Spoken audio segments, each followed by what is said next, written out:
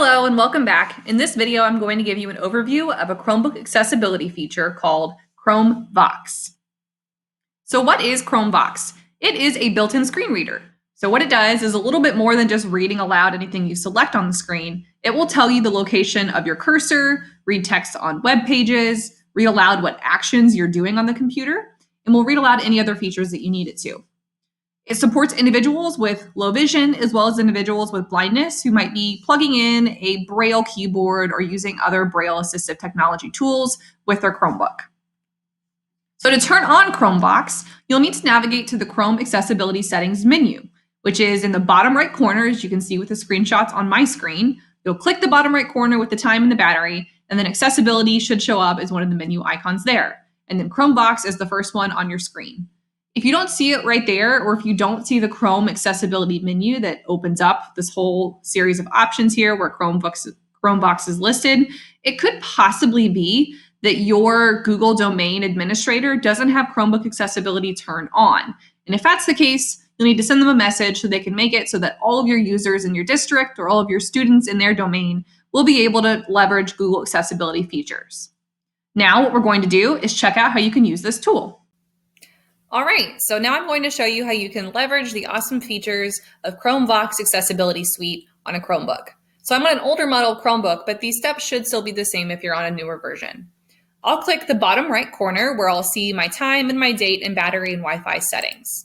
And from here, I should see accessibility settings as one of my options on this menu. If you don't see this, again, make sure you reach out to your Chrome and your Google administrators in your district or IT personnel so they can make sure that accessibility options are toggled on for you and your students in your school district.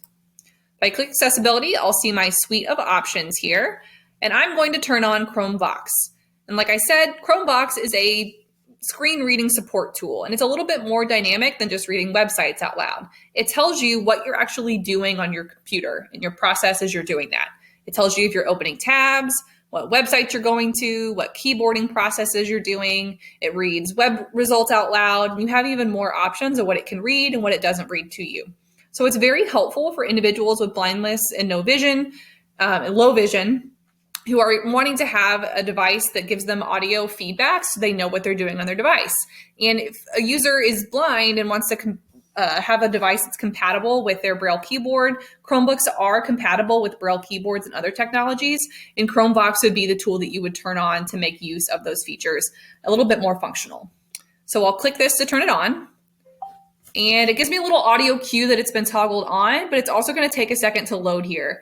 And at the top of my screen, I will have a banner here that has a little orange Chrome Vox audio button, and it tells me website I'm on right now. And if you notice, it highlights the sections of the screen, which also provides support to some of our low vision users who need to have things outlined for them so they know where their cursor is in their mouse.